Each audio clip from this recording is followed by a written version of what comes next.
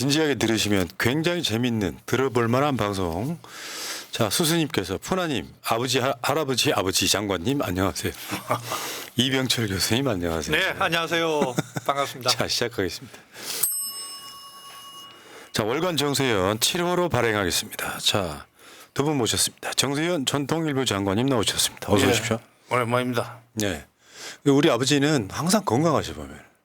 그냥 어디 보면은 가끔씩 아버지 뭐 하시나고 검색해 보거든요. 어딘가에서 인터뷰를 하고 있거나 강연하고 계시고. 야, 어떻게 만만해서 네. 만만해서 오라는 데를 그냥 네, 그러니까 만만하니까 오라는 데가 많아요. 지방도 많이 가시대요. 저 밑에 막 지방들 내려가지고 네. 인터뷰하고. 그분들은 저 우리 장관님 인싸라고 굉장히 반기시는 그런 표정이에요. 뭐라고? 인싸. 핵인싸. 인싸가 뭐야? 그러니까 유명한 사람 이렇게 보시면 됩니다.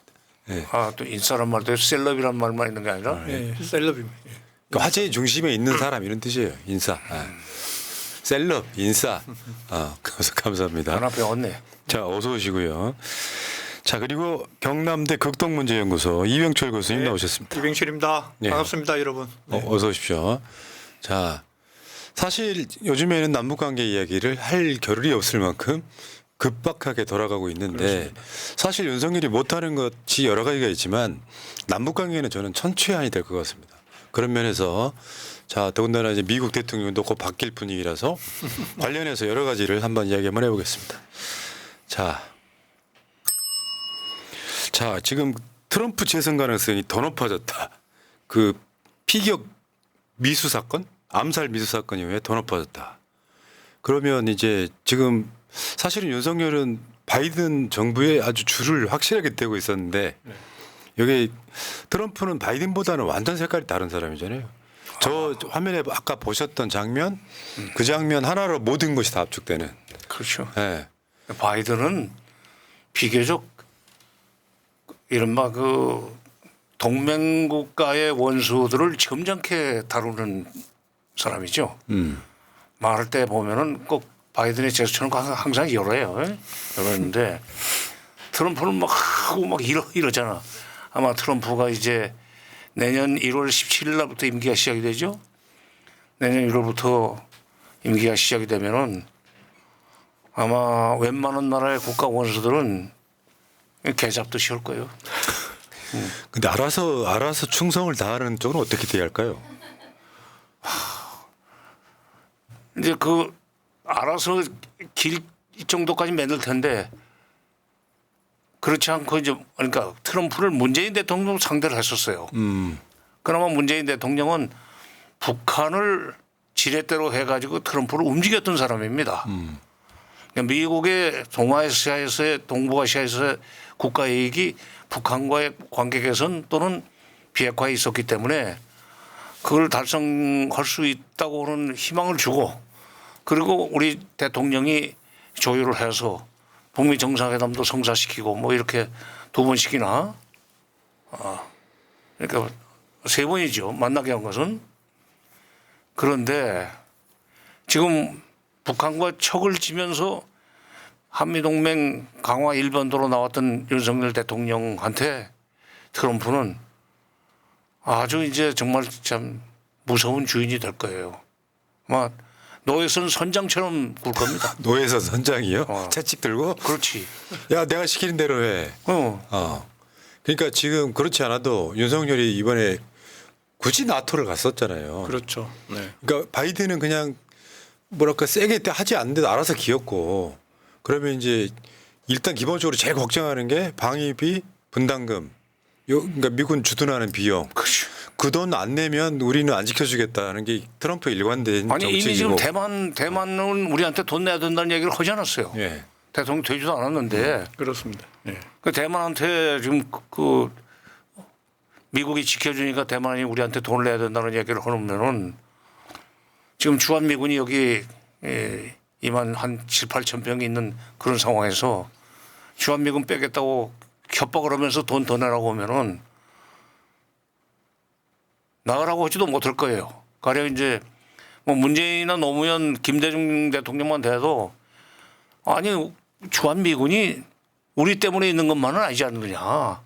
너희가 중국을 견제하기 위해서 평택으로 지금 사령부까지 옮겨가지고 있는 거 아니냐는 식으로 그러면서 주한 미군이 여기 있으면서 피차 윈윈하고 있기 때문에 너무 그렇게 고압적으로 주둔비 분담금을 늘리라고 그런 얘기 해서는 안 된다는 식으로 논리적으로 얘기하겠지만 윤석열 대통령 그동안에 바이든 대통령을 상대할 때 한미동맹 강화 그 입장에서 막 가서 기다시피 했던 그것을 트럼프는 보고 있고 대통령이 되면 그걸 이용해서 완전히 패대기를 치면서 잡돌이 올라올 거예요. 그때 대놓고 대더지도 못할 거야 아마. 그러니까 대략 1조 정도 좀 넘는 돈이잖아요. 네. 요거를 뭐 한 서너 배 이상 부를 거다. 그렇지. 근데 그것이 보통 일반적인 한국 정부 같으면은 뭐 협상을 통해 가지고 살짝 높여주는 방식으로 증가율이라는 게 있으니까. 근데 만약에 3조, 4조 이렇게 안겨줄 가능성도 있지 않습니까?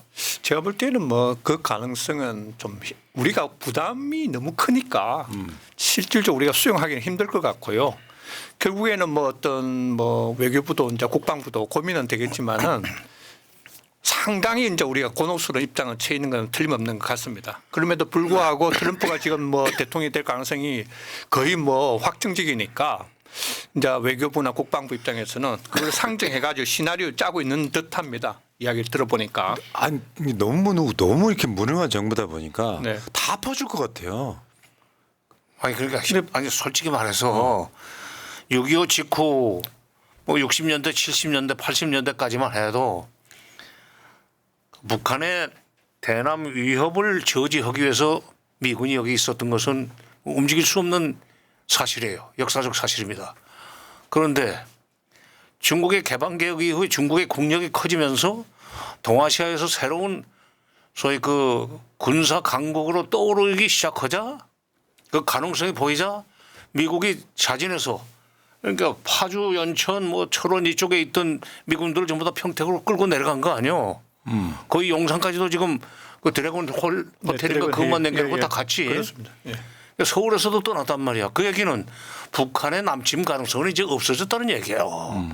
그리고 주한미군은 북한의 조선인민군의 남침을 저지하기 위한 병력이 아니라 중국 군대들이 서해로 나올 수 있는 또는 동진화해 그러니까 그건 중국의 태평양 쪽으로 중국의 동해라고 봐야죠. 그쪽으로 나오는 것을 막기 위한 감시 초소로서 지금 평택에 미군 사령부를 만든 거 아니냐 이거야. 그러면 그런 히스토리를 또는 그 여러 가지 국제 정세의 변화 그 상황을 딱딱 정리를 해가지고 아니 당신네가 여기 있는 것이 우리 때문에 있는 거 아니고 너희들의 국제 정치적 필요 때문에 있다면은 우리한테 그렇게 턱없이 돈을 내라고 할 게 아니다 말이야. 오히려 너희들이 여기 쓰므로 해서 얻을 수 있는 국가적 이익 그거 돈으로 한번 계산해 보자. 그래가지고 우리가 득을 보는 그 우리들이 그 받는 이익과 미국이 거두는 이익 이거 비교해서 거기서 차액은 우리가 낼게. 이런 식으로 협상을 할 수 있어야 되는데 윤석열 정부 대통령과 그 참모들은 감히 그런 발상 자체를 못하려고 봅니다. 그러니까 이게 지금 뭐 윤석열 정부가 지금 뭐 최상병 특검이나 무슨 뭐 디올백 특검 이런 것 때문에 뭐 오래가지 못할 가능성이 높다고 본다면 민주당에서는 그 주한미군 부담금과 관련해서 정권이 바뀌는데 물론 그 한번 합의가 되면은 5년씩은 바꿀 수 없는 그런 한계가 있지만 어쨌건 미국과 그런 문제를 가지고 소위 이 코스트 베네피트 가성비를 주한미군이 여기 있음으로써 얻을 수 있는 미국의 이익 주한미군이 여기 있어줌으로써 우리가 얻는 이익 이거 비교하는 개념을 좀 정립을 해야 된다 이거야. 근데 이제 뭐 협상 과정에서 협상이 뭐 매년 있는 건 아니니까 이제 그 시점이 오면은 뭐 윤석열 스타일로 보면 뭐 그런 일로 분담금을 깎으면 누가 한국을 지켜주겠냐 뭐 이런 그러니까 식으로 경로할 솔직한 얘기로 예. 2006년이라고 내가 기억을 하는데 노무현 정부 때죠. 한국에 대한 작전 지휘권을 그때 럼스펠드가 국방장관 할 때입니다. 그때가 부시 때. 그야말로 대북 강경론자고 네오콘 중에 네오콘이 그 럼스펠드인데 그 네오콘의 대표인 럼스펠드가 미국 국방부 장관 할 때 한국을 했던 주한미군 사령관의 작전 지휘권을 넘겨주기로 했던 거 아니에요. 그 얘기는 미군이 여기서 한반도에서 나가도 한국군이 능히 인민군 정도는 북한 인군 정도는 막아낸다는 판단이 섰기 때문이라고 봐야 되는 거예요. 그게 벌써 몇 년 전이요? 18년 전이야. 그러니까 나는 지금 김대중 대통령이나 노무현 대통령이 지금 살아 계신다면 문재인 대통령은 모르겠어요. 근데 김대중 대통령이나 노무현 대통령이 살아 계신다면은 너희들이 꼭 지금 우리 때문에 있는 것만은 아니지 않느냐?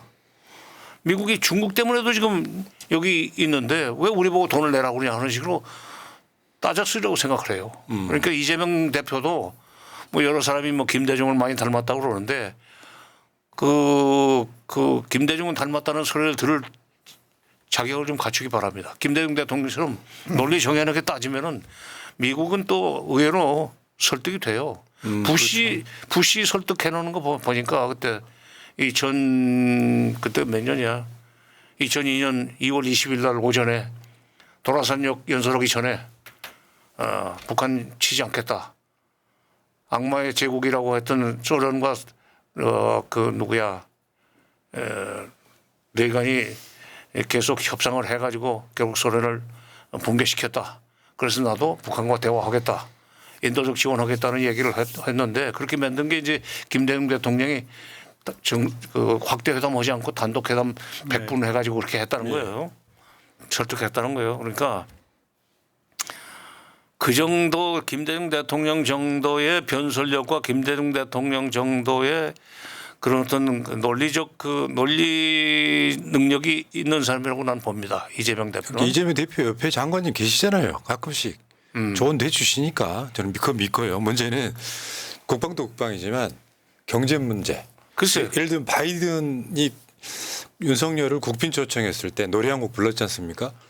근데 실제로 그때 당시 나왔던 이야기가 한국 기업이 미국에 120억 넘는 120조 넘는 투자를 했다는 기억이 있거든요. 근데 지금 미국에서 돈 벌려면 관세도 기본적으로 한 10% 이상 줘야 된다. 그게 트럼프의 방침이니까 국방뿐만 아니라 경제 문제에 있어서 탈탈 털어갈 것 같은 그런 느낌이에요. 이런 상황에서 지금 그 트럼프의 사실은 그 집권일이 제깍제깍 다가오고 있는데 아무 대처도 못할 걸로 예상되는 윤석열이 지금 사실 자국 이익을 위한 게 외교인데 일본에 다 퍼주고 미국에 다 퍼주고 그런 상황이 좀 걱정이 됩니다. 트럼프가 이제 들었으면은 진짜 윤석열 대통령은 한국 대통령 역대 대통령 중에서 가장 만만하다고 생각할 거예요. 이제 그럴 때 우리가 참 대응을 잘해야 되는데 그래도 참모들이 정신 차려가지고 솔직한 얘기로 여론을 좀 조정을 해야 돼요. 이런 방송을 통해서라도. 예. 미국 나가려면 나가라. 북한군이 이제 남침할 수 있는 여력이 없어요. 솔직한 얘기로. 내부 경제력 때문에 전쟁 지속 역량이 없어요. 북한은. 그러니까 미국 때문에 주한미군이 여기 있음으로 해서 전쟁이 안 나는 것이 아니고 북한이 지금 전쟁을 일으킬 능력보다는 일으킬 능력은 가지고 있다고 봐야죠. 핵도 가지고 있으니까. 그러나 전쟁은 촉발시킬 수 있는 능력보다도 더 중요한 것이 전쟁 지속 역량입니다. 가령 석 달이면 석 달, 6개월은 6개월 동안 군량미가 있어야 돼요. 군량미 있어? 없다고. 여기 와서 뺏어서 6.25 때 그거 믿고 왔다가 결국 남한을 공산화 못 시킨 그 경험이 있기 때문에 함부로 안 움직입니다. 그러니까 미군 미군 자꾸 나가면 큰일 난다, 공산화 된다는 식으로 겁주는 극우? 그 사람들 얘기를 듣지 말아야 돼요. 오히려 그걸 협상에 활용해야 됩니다. 제가 못 나갑니다, 절대로. 제가 군대에 있을 때 잠깐 한 몇 개월 정보병과에 근무한 적이 있었거든요. 그때 나왔던 얘기가 30년 전입니다. 지금 당장 미군 없어도 한국과 북한이 붙으면 한국이 이긴다. 그 정세 판단이 이렇게 다 돼 있는 상황에서 그 미국이 나가면 우리가 망하기라도 하는 것처럼 선동해가지고 주한 미군 주둔 분담금을 더 많이 주게 만드는 요소로 사실 그 매국노들 아닙니까? 그렇죠. 네. 그렇죠. 자, 그런데 여기서 중요한 이야기가 하나 나왔어요. 수미테리를 기소한 사건. 그러니까 미국이 CIA 출신 대북 전문가 한국계 수미테리 한국 정부 대리를 했다는 혐의로 기소했다. 네. 이게 지금 오늘 나온 뉴스죠? 그렇습니다. 어제 이제 속보가 이제 뜨기는 했는데요. 이 보니까 이제 아니 이 교수가 친해. 저도 한 두 친한 번은 분이에요? 네, 아니 친하다 번 저도 한 두 번 이제 세미나에서 왜, 만난 적이 왜 또- 있기는 있습니다. 두 번밖에 안 만났어? 예, 그 하여튼 뭐 굉장히 활발한 이제 여성인데 뭐 전직 이제 CIA 출신하고 아주 뭐 한국의 이제 미국 내의 대표적인 한반도 전문가는 틀림이 없습니다. 근데 최근에 이제 뭐 FBI에서 이렇게 기소한 31장짜리 기소 내용을 보니까 굉장히 오랫동안에 이 수미테리를 FBI가 추적해 가지고 했던 사진도 나오고 뭐 명품 가방도 건네는 사진, 식당에서 같이 우리 뭐 정보 당국에 있는 사람들하고 식사하는 장면들이 다 이렇게 기소장에 포함이 되어 있습니다.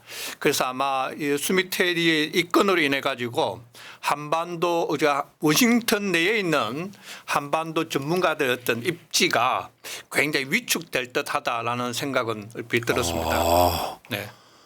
근데 왜 이 시점에 그래서 이 시점이라고 보면 좀 애매하긴 한데 이제 제가 볼 때는 이제 아무래도 미국 입장에서는 이제 뭐 트럼프로 있던 뭐 행정부가 이제 바뀔 가능성이 굉장히 높아지고 윤석열 정부는 이제 어찌 보면은 뭐 바이든 정부하고 좀 친밀해졌는데 이걸 저번 미국이 우리한테 좀 약간 뭐 침을 놓는다 그럴까요? 경고를 뭐 주는 차원에서 아마 수미테리 건을 슬쩍 이거 흘린다는 느낌도 얼핏 들기는 듭니다. 왜냐 굉장히 그 기소장을 보면은 굉장히 오랫동안에 추적한 내용이 참 다 나옵니다. 무섭네요. 네.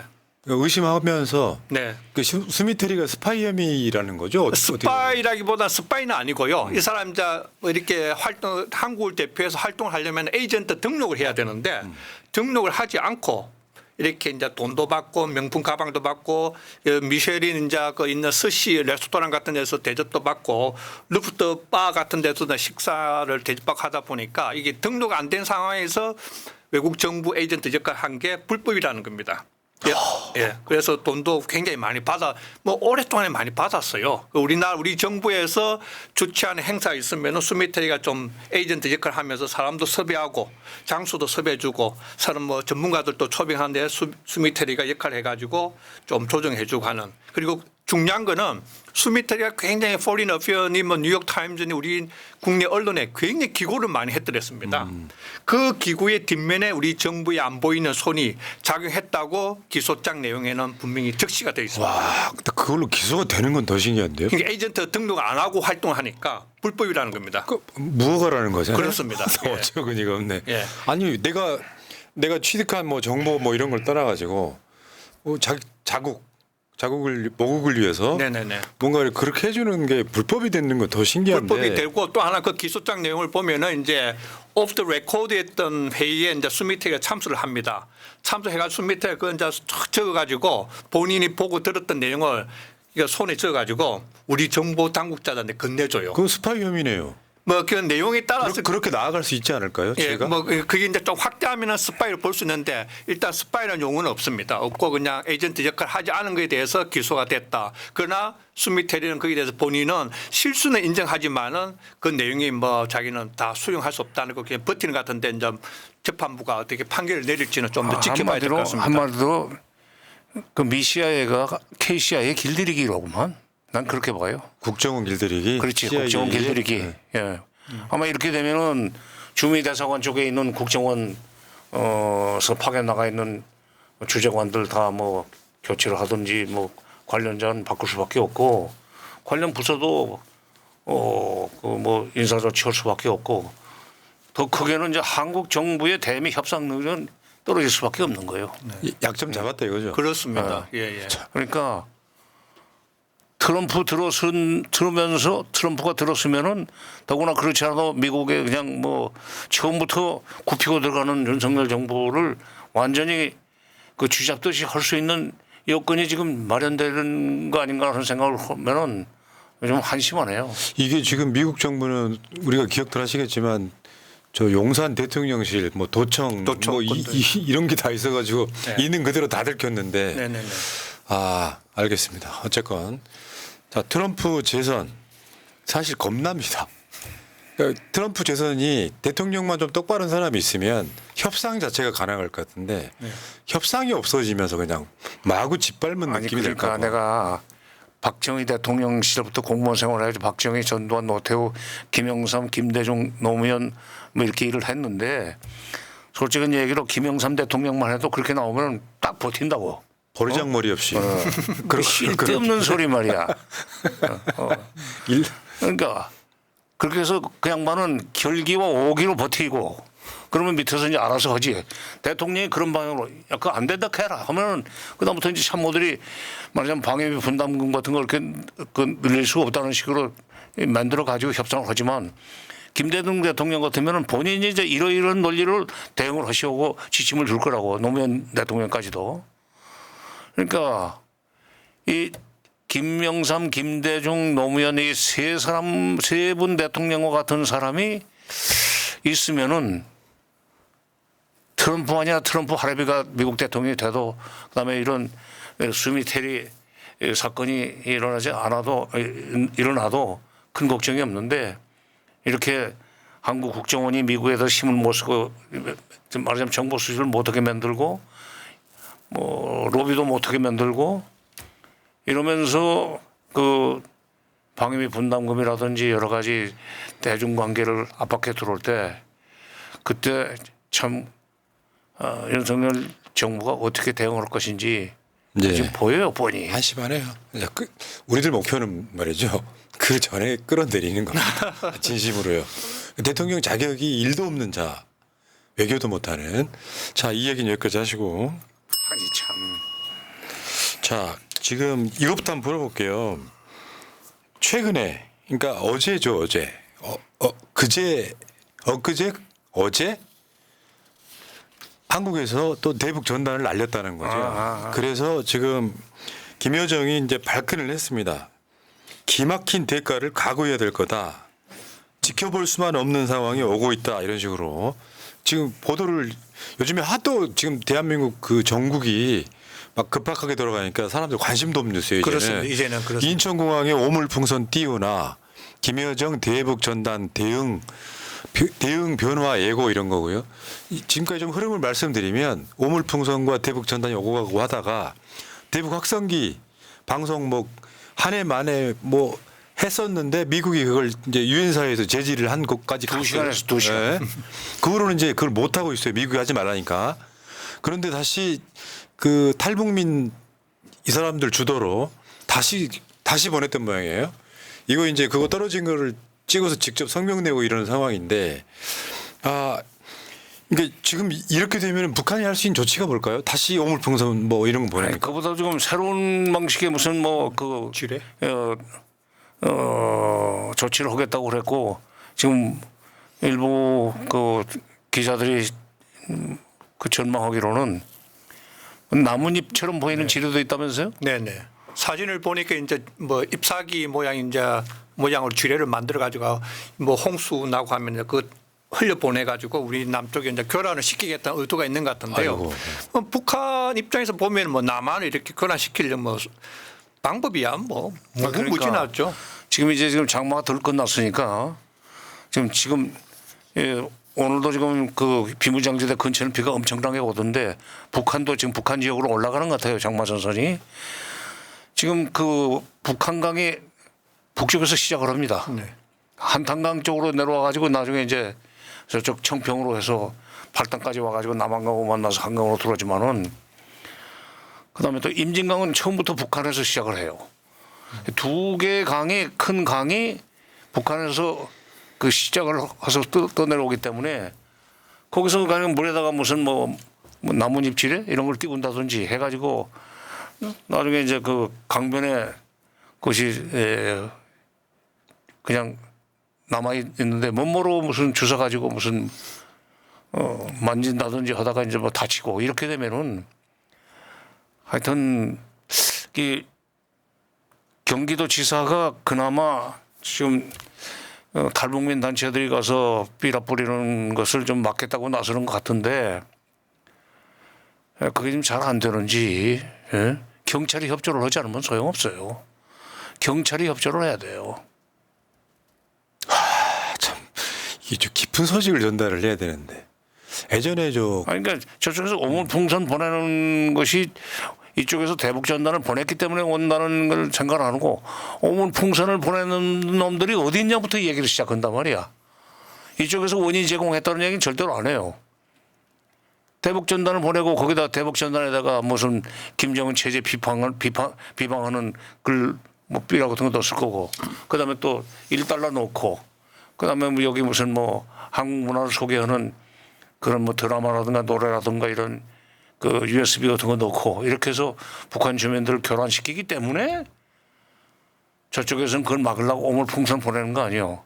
그러니까 오물풍선이 날아온 원인을 이쪽에서 제공했는데 그거를 막을 생각은 안 하고 오물풍선을 보내는 저 나쁜 놈들을 우리가 혼내줘야 된다는 소리만 하고 김여정이 거기에 대해서 새로운 방식으로 고통을 안겨주겠다고 하면 그거 욕하고 난 통일부 직원들이 참 좀 안쓰러운 생각이 들어요. 언론이 지금 사실은 말도 안 되게 기울어져서 장관이 엉뚱한 짓만 하고 댕기니까 직원들이 설사 나서 가지고 그걸 대북 전단을 좀 말리고 싶어도 못 하잖아요. 극우 유튜버 출신 장관.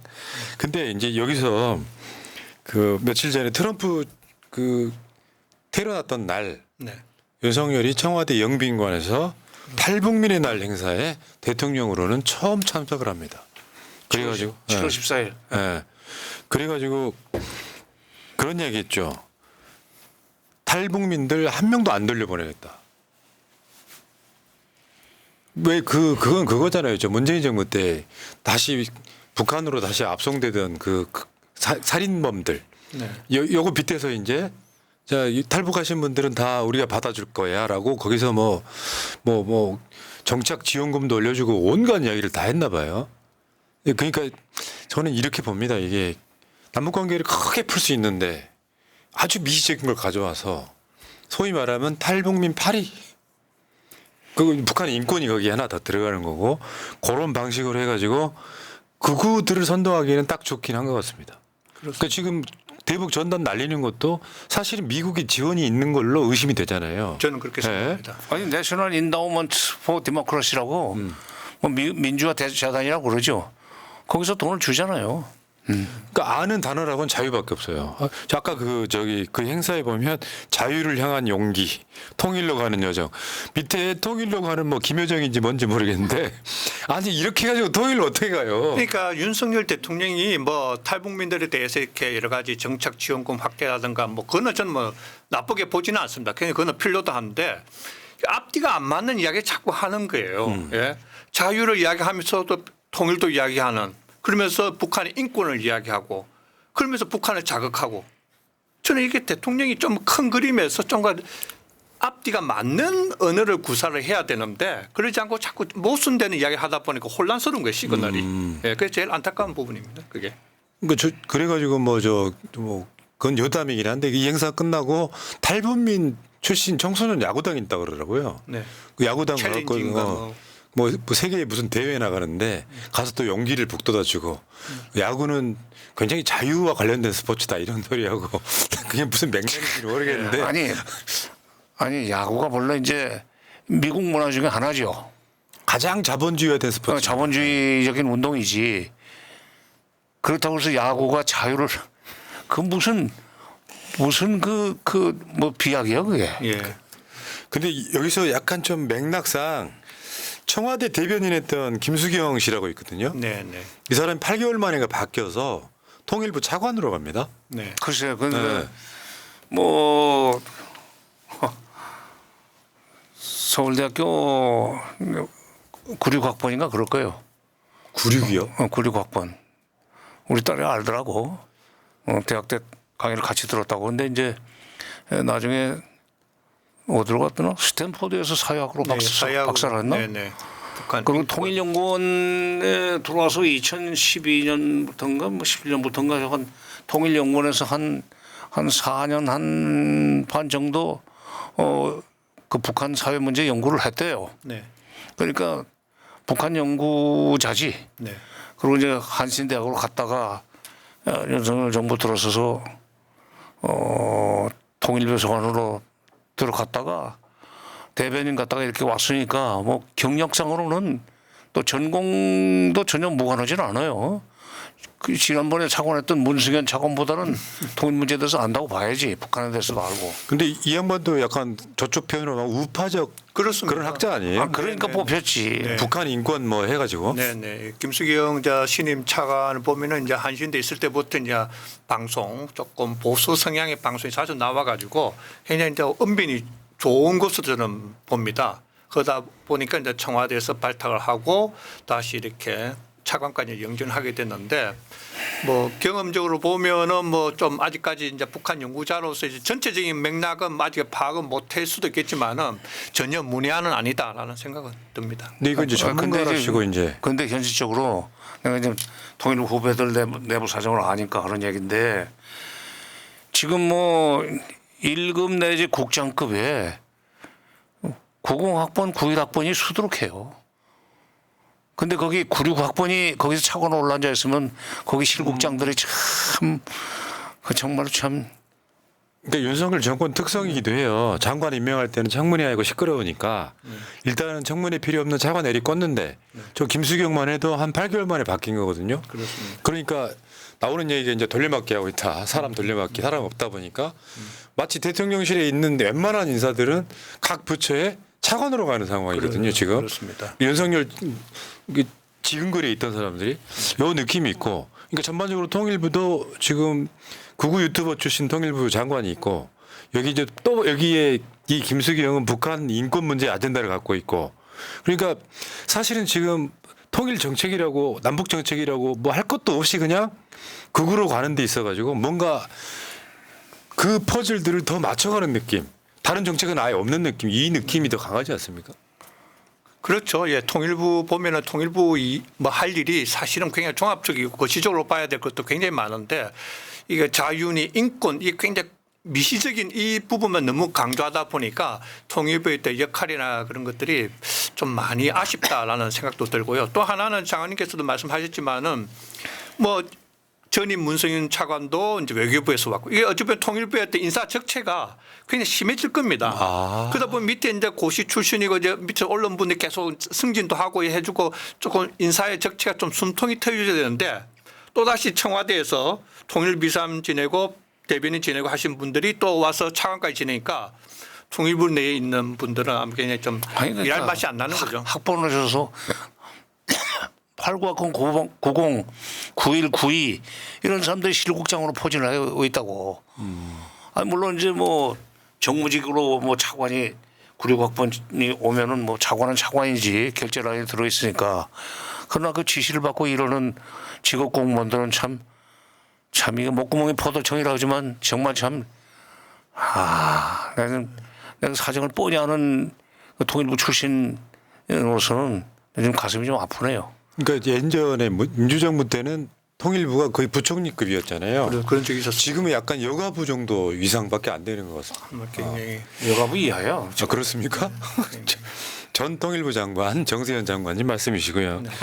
자, 근데 이게 그 이번에 윤석열이 그 탈북민의 날 행사 가가지고 탈북민 정착 기본금을 올려주겠다고 약속을 했었나 봐요. 글쎄요, 원래 이제 그동안에 한 3천만 원씩 줬어요. 그러니까 네. 집도 주고 정착 지원이라는 것은 초기에 이제 그 정착할 때 필요한 뭐 물건 같은 거 사라고 주는 돈이지만은 일단 취업을 해서 본인이 벌어 써라.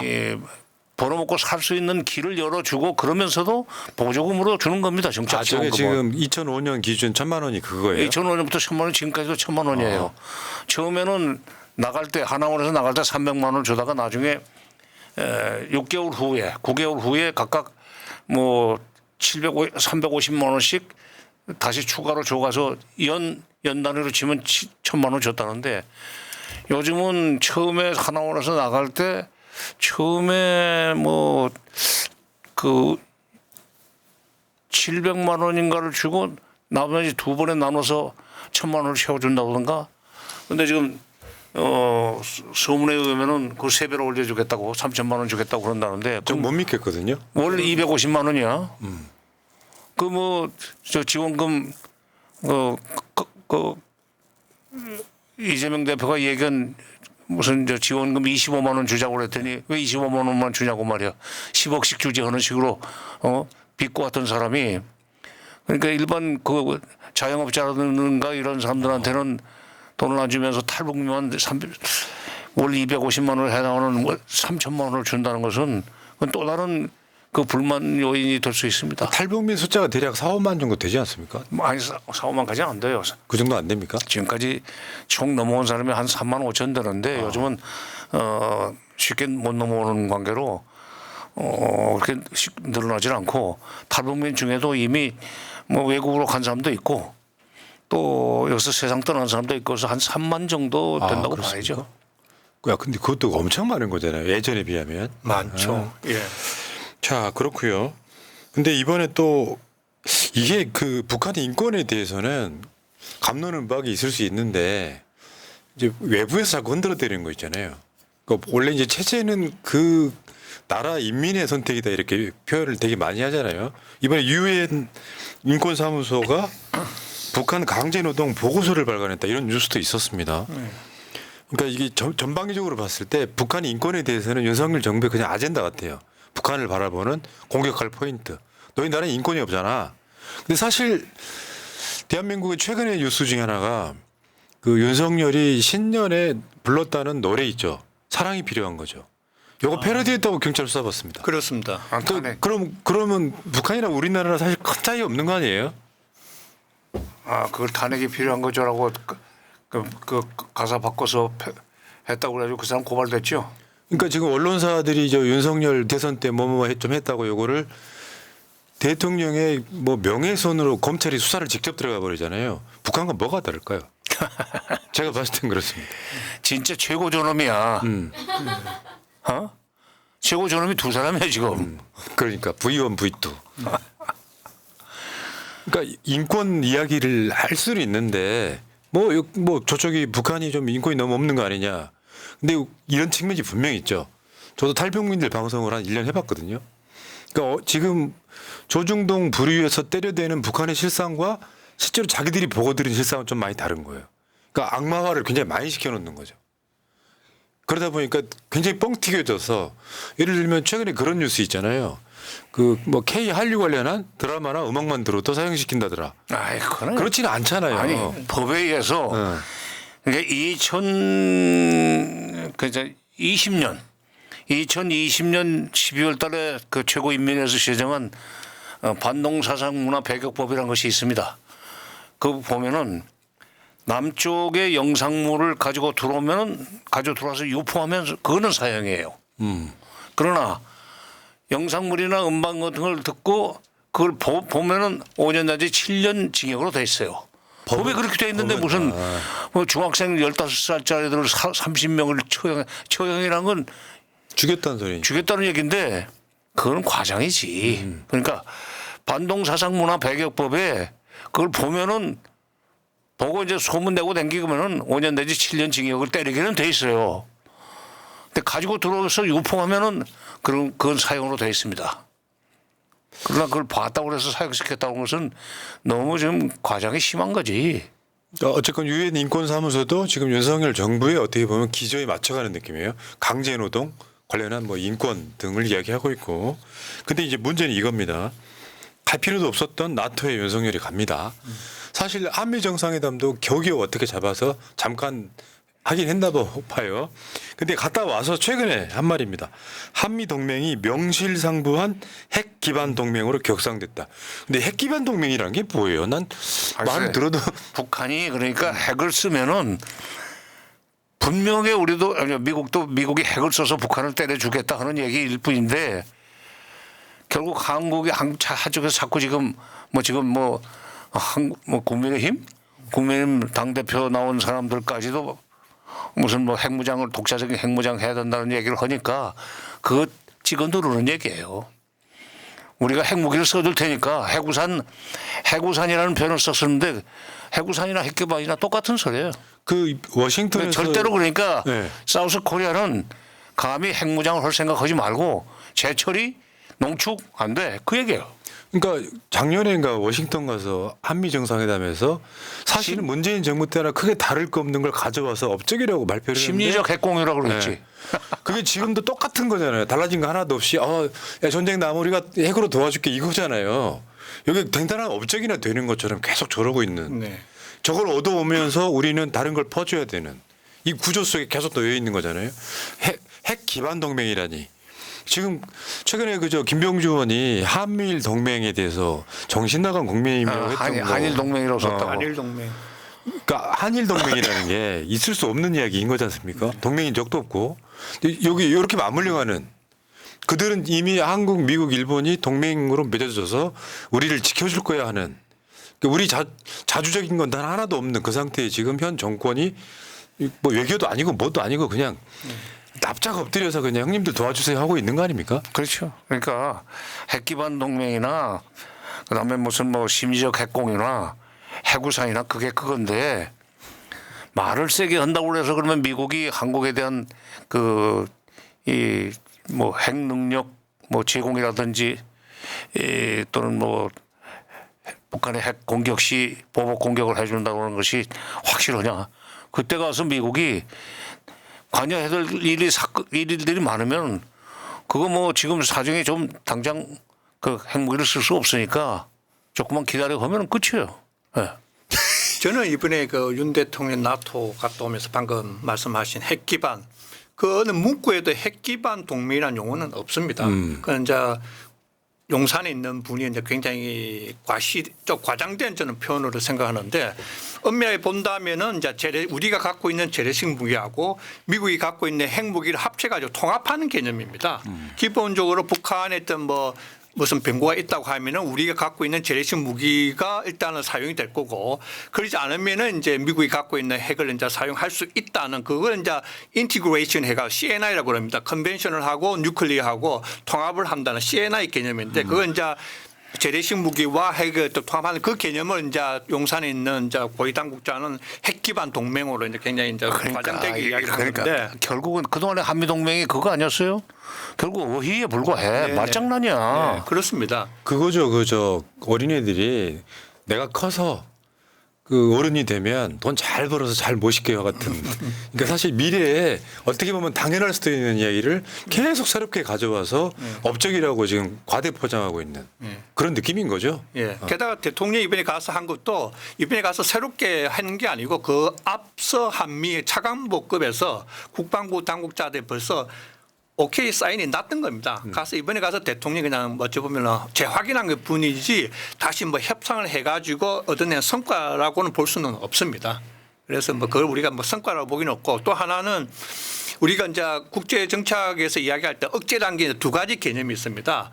그러니까 deterrence by 이제 그 denial이라는 개념으로 내가 이렇게 방어가 잘 돼 있으니까 내가 아무리 나를 때리더라도 아무 소용이 없다는 그 개념 하나 억제 개념 하나하고 또 하나는 deterrence by punishment라고 너 나 때리지 그럼 나는 너 완전히 박살 낼 거야 라는 그 억제 개념이 있습니다. 그래서 기존의 한미 억제 개념이 어쩌면 deterrence by denial이었다면 이번에 굳이 조금 해설한다면 deterrence by denial에서 이번에는 deterrence by punishment로 너 이제 때리면 우리 박살 낼 거야 그걸로 좀 클릭을 좀 조정한 걸로 저는 아 근데 해석합니다. 한반도에서 핵전쟁이 나면은 다 공멸인데요, 사실은. 공멸이죠. 네. 있을 수가 그러니까 없습니다. G7엔 초청 못 받으면서 나토 회원국도 아닌데 꾸역꾸역 가서 눈두장 찍고 오는 딱 그 느낌이에요 지금. 네. 아 사실 부끄러워서 정말. 왜 통일부라고 하는 게 장관님 계실 때도 마찬가지지만 제2의 외교부 이런 개념이잖아요. 어떻게 보면 지금 제2의 국방부일 수도 있고. 근데 진짜 야 아니 뭐 북한을 상대로 해서는 뭐 외교부도 될 수도 있고 국방부도 될 수도 있고 뭐 문화부도 될 수도 있고 하여튼 한국 내의 각 부서가 해야 될 일 중에 북한을 상대로 하는 건 다 통일부에서 해야 돼요. 근데 요즘은 그게 아니고 무슨 인권 문제만 타령하고 있고 인권 타령만 하고 있고 통일부 장관도 요즘 보니까 무슨 뭐 국민학교 와서 일일 교사나 하고 있고 웬만한데 무슨 조그마한 뭐 세미나 같은 데서 축사하고 그러니까 대북 관계에서 아무 일이 없으니까 난 솔직한 얘기로 나는 2년 6개월 가까이 김대중 정부 말년과 노무현 정부 초에 2년 6개월 통일부 장관으로 있으면서 그 시기에 2년 6개월 동안에 회담을 직접 장관급 회담을 8번 했지만 차관급 회담, 국장급 회담 모두 합쳐서 95회나 회담을 했습니다. 아이고. 그러면은 30개월이니까 30개월 중에 이 저기 95회를 했으면은 월 평균 한 3회 내지 3점 몇 회 되는 거 아니에요? 진짜 노력을 많이 했네요. 그럼 그러니까 얼마나 그 남북 관계 그가 봤으면은 남북 회담 하는데 돈을 쓰는 게 바빴는가 하면은 남북 대화 사무국 지금은 이제 회담 본부라고 이름을 바꿨다 그것도 이제 없애버렸지만은 그 예산이 모자라요. 그러면 이제 교육원 예산을 좀 갖다 땡겼어요. 그건 소위 그 재경부까지 가지 않고 국회까지 가지 않고 장관 재량으로 전용할 수 있는 액수의 제한이 있으니까 규모. 그리고 이제 정책실 것도 갖다 쓰고 교류협력실 것도 갖다 쓰고 해서 회담을 하고 바빴었어요. 근데 요즘 집에는 들어갔지만 집에서 가족들하고 뭐 주말을 즐기고 그런 짓을 못했는데 요즘 통일부 장관 보니까 할 일이 없어. 아니 뭐 조그마한 소규모의 회의에 가서도 축사하고 말이지. 그리고 맨날 그 인권 자유 무슨 북한의 자유가 뭐 북한 주민들에게 자유가 보장되어 통일이 된다? 그 비 오면 우산 통일이 돼야 자유가 오지. 통일이 돼야 자유가 간다고. 장관님 그러면은 정권이 바뀌면요 통일부 명칭을 좀 바꾸면 어떨까요? 뭐 남북 평화부 이런 정도로. 뭐 이름을 바꾸는 게 사실은 나요. 저는 필요하다고 봅니다. 자 그러면 하나만 더 마지막으로. 아니, 독일이 그렇게 했죠. 예. 그러니까 처음에는 독일이 전동문제성이라고 그랬었어요. 그러다 나중에는 이 내독관계성이라고 이름을 바꿨지. 전동문제성은 일종의 이 북한을 장악하는 그런 의미였었는데 독일을 내독관계성으로 그러니까 미니스트리의 뜻이요. 미니스테리움 피어 포지어 영어에 인너 도이체 한델룽 내독 관계를 다루는 미니스테리움 성 부. 그 내독 관계 그 말하자면 북한을 국가로 인정하고 그러면서도 통일을 지향하는 과정에서 특수관계다. 제3국을 상대로 해서는 각각 국가 행사를 하지만 우리끼리는 서로 국가가 아니다 하는 특수관계론을 만들어내고 그랬죠. 알겠습니다. 그러니까 남북관계부라고 이름을 바꾸는 것이 남북평화 뭐 그렇게 너무 평화라는 이름을 붙이는 것도 좀 공허해요. 아주 좀 드라이하게 남북관계부 정도가 좋습니다. 예. 여러분 그 검색창에요. 정세현 치시면은 정세현 김대중 치시면은 최근에 인터뷰한 어마어마한 기사가 있어요. 그러니까 햇볕 정책 등 관련한 김대중 정부의 노력이 정세현 장관 육성으로 나옵니다. 검색 한번 해보시고요. 자, 아버지 스토커 맞죠?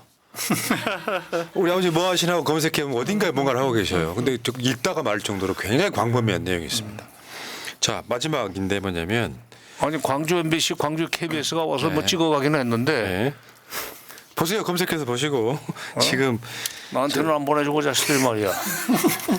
보통 보내주지는 않습니다. 지금 쿠바 주재 참사관 그리고 프랑스 주재 외교관이 지금 망명했다고 이것도 뉴스가 안 돼요. 사실은 우리 국내 정치에 굉장히 무슨 괴랄한 사건들이 너무 많아가지고 근데 지금 그러면서 이번에 그 TV조선 단독을 보니까요. 한국 쿠바 수교를 못 막아서 탈북했다는 게 쿠바 주재 참사관인 거죠. 그래서 여기 보면 북한이 대사관 근무자 전원을 소환하고 교체했다 이런 얘기도 나오고요. 그러니까 지금 고위급 탈북이 작년에 10여 명이었는데 올해 상반기만 벌써 10여 명이다. 뭐 이런 보도가 나와요. 그러니까 북한 체제가 흔들리고 있다 이 얘기 하고 싶은 건가요? 아니 근데 외교가 어렵기 때문에 그런 거죠. 그러니까 한국과 쿠바가 수교를 하는 걸 막지 못했다. 그 참사관이 그걸 어떻게 막습니까? 쿠바에 나가 있는 북한 대사관의 참사관 내지는 대사가 무슨 힘으로 막습니까? 쿠바가 자기네 국가 이익을 위해서 사우스 코리아하고도 수교를 하는 것이 여러 가지 경제적으로나 정치적으로 이득이 되겠다 해서 수교를 하겠다는데 그걸 어떻게 북한이 막아요? 그러니까 동시 수교국도 많은데 동시 수교국도 많이 있잖아요. 동남아에 가면은 그 정도로 생각을 해야지 그걸 처벌할 것 같으니까 지금 튄 거거든. 근데 그뿐만 아니라 지금 파리에서도 나왔어요. 어디? 그는 네, 제가 프랑스 주재 외교관도 망명했다. 파리 프랑스하고도 수교를 했지. 프랑스하고 수교했지. 수교했는데 프랑스는 정식 수교 관계가 아닐 거야 아마. 유네스코 쪽에 나가 있던가 뭐 그런 거 아닌가? 자관 지금 외교관들이 자꾸 이렇게 말하자면 현지에서 근무지에서 이탈을 해가지고 한국으로 들어오는 것이 북한의 그 외교가 점점 더 말하자면 어려워지고 있다 하는 얘기고 그 얘기는 내부적으로도 지금 경제적으로도 어렵고 군사적으로도 어렵기 때문에 외교도 마저 어렵다. 지금 잘 되고 있는 것은 러시아와의 관계뿐인데 러시아는 뭐 러시아가 필요해서 지금 북한을 끌어안고 있는 거 아니에요. 재래식 무기 좀 누가 러시아가 없는 걸 좀 북한이 줄 수 있으니까. 그래서 우크라이나 전쟁을 그래도 러시아가 밀리지 않게 해주는 이제 그 덕분에 지금 러시아하고는 관계를 유지하고 있지만 다른 데는 아마 그리고 현지에 나가 있는 그 외교관들이 지가 알아서 벌어서 먹고 살아야 됩니다. 그래서 외화 수입, 외화벌이 사업을 해야 돼요. 그러니까 뭐 양담배니 양준이 사가지고 면세로 사서 시판한다든지 과거에 그래가지고 스웨덴에서 축출됐던 적도 있었잖아요. 나중에 보니까 내 이름도 안 잊어버렸는데 통일은 초창기에 내가 노동신문에서 봤던 길재경이에요. 나중에 보니까 부산까지 올라갔어요. 길재경. 그러니까 지금 북한 외교가 어려운 것은 북한 내부 사정이 어렵다는 징표입니다. 그게. 이게 있잖아요. 그 태영호 영국 공사로 있을 때 현찰로 지급됐던 활동비를 이제 자기가 횡령했다는 의혹이 있었고요. 그 태영호가 이번 총선 때 낙선을 했고 민주평통 사무처장으로 임명을 네, 태영호를요. 예. 예. 그러니까 이게 잘하면 저 쿠바 주재 참사관도 좀 있으면 출마하겠는데요. 그렇지 않겠습니까? 이게 아니, 지금 쉽게 표현하면 윤석열 정부의 업적이라고 떠들고 있는 민주평통 사무처장 발령이 났어요? 발령이 났습니다. 언제? 예, 어저께인가? 예. 장관님이 민주평통 수석 부의장이셨잖아요. 예. 아, 나 진짜 이게 무슨- 이번에 이제 망명한 이 쿠바 참사관 이분 이야기 보니까 본인이 탈북하기 이게 망명하기 전에 이 태영호 등등 많은 분들이 어떻게 살고 있는지 근황을 굉장히 검색을 많이 했다고 그럽니다. 그러겠지. 예, 그래서 그게 아니, 동기가 돼가지고 옛날에 망명했다. 왔던 고영환 씨도 좀 통일교육원장 시켰잖아. 예. 고영환 씨도 통일교육원장 시켰고 예. 지금 태영호 공사를 예. 주영 공사를 평통 사무처장까지 예. 시킨다는 얘기는 윤석열 정부가 평통을 진짜 쑥대만 만들고 참. 있습니다. 그러니까 북한을 공격하는 자가 탈북해가지고 자기 살려고 자기 모국을 공격하는 자가 다른 데도 아니고 민주평통에서 사무를 총관장 사실상 실세잖아요. 그거 하면은 그 조직도 그 북한과 척을 지는 조직으로 바뀔 수밖에 없을 거 아닙니까? 네, 전위대가 되는 겁니다. 우리나라 역사상 보수 진보를 떠나서 민주평통은 그런 역할을 하진 않았잖아요. 아니 민주평통이 직접 비난은 안 부리겠지만은 저건 무슨 뭐 이 북한을 상대로 해서 그 뭐 비판을 하거나 무슨 북한을 공격하는 그런 세미나 같은 거 자주 하겠네. 네, 아마 많이 있을 것 같습니다. 태용 그래서 반북 여론을 조성하는 그런 그 활동을 하겠는데 사실 그게 80년에 말이죠. 당시 전두환 대통령의 지시를 받은 이범석 장관의 지시로 내가 설계한 겁니다.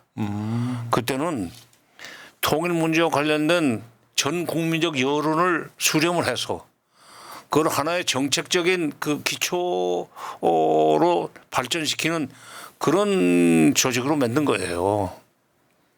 그 민주평통 의장이 대통령이잖아요. 그렇습니다. 수석 부의장은 우리 장관님 예, 하셨던 예. 자리고. 네네네. 대통령이 이제 그 의장을 하죠. 겸직을 하는데 그 참 사무처장은 이제 차관급인데 네.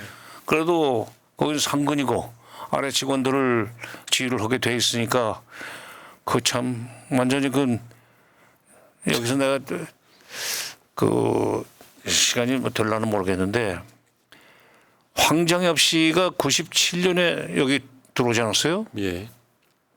여기서도 한번 얘기했던 것 같은데 사실은 내가 95년에 김영삼 정부의 통일비서관으로 있을 때 누군가가 저를 보고 황장엽을 만나러 베이징을 가자고 그랬었어요. 그때가 그래서 내가 거절했습니다. 아, 김일성 때는 사상비서였는데 김일성 죽은 뒤에 사망한 뒤에 김정일이가 들어서서 바로 국제비서로 떨어졌어요. 사상비서와 국제비서는 하늘과 땅 차이입니다. 조직비서, 사상비서, 그다음에 대남비서보다 한참 아래예요. 국제비서는. 그래서 튀려고 그런 거군요. 라고 그러니까 아니 그건 아니고 뭐. 거절했더니 96년에 또 가자고 그러더라고. 그 못 갑니다 저는. 자리 비면 당장 기자들이 취재를 해가지고 추적을 해서 그야말로 비밀적 조건다는 식으로 까발리면은 아무것도 안 된다. 그러니까 그런데 눈에 띄지 않는 분하고 같이 가십시오 해가지고 그래서 96년에 누군가 갔어요. 내가 여기서 그 얘기까지는 할 수 없고. 그리고 97년 2월 달에 튀었단 말이에요. 외국 갔다 베이징에서 우리 대사관으로. 그리고 4월 달에 들어왔어요. 6월 초에 안기부장 방에서 나보고 연락이 왔어요. 와서 차나 한잔 하라고. 근데 난 그냥 부장이 부르니까 이제 갔지요. 그때 이제 비서관 아니 통일연구원장 때구나.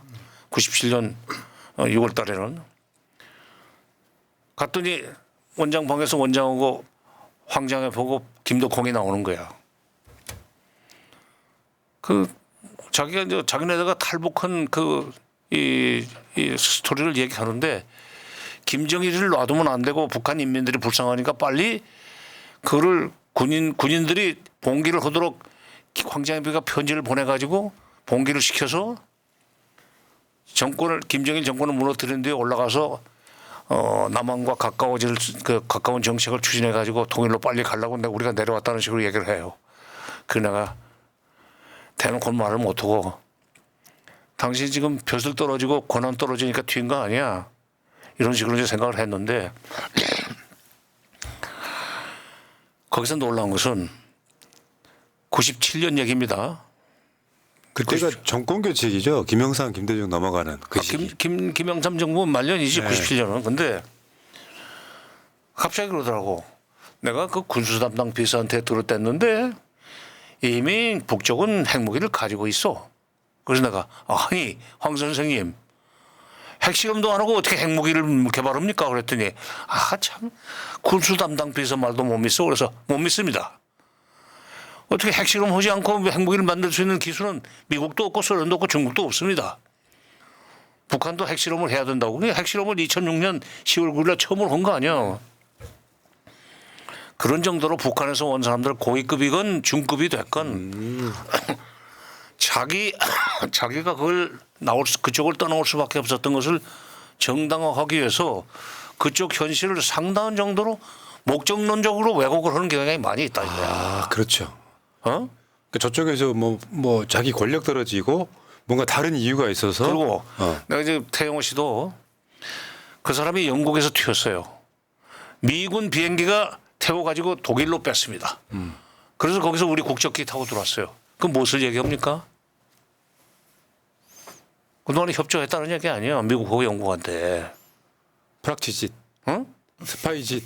그러다 들킨 거야. 그러니까 나중에 그쪽에서는 돈 문제를 걸었는데 아니 어차피 지금 해외에 나가 있는 외교관들이 외화벌이 사업을 해서 운영하게 되는데 거기서 무슨 횡령이고 뭐가 어디 있어.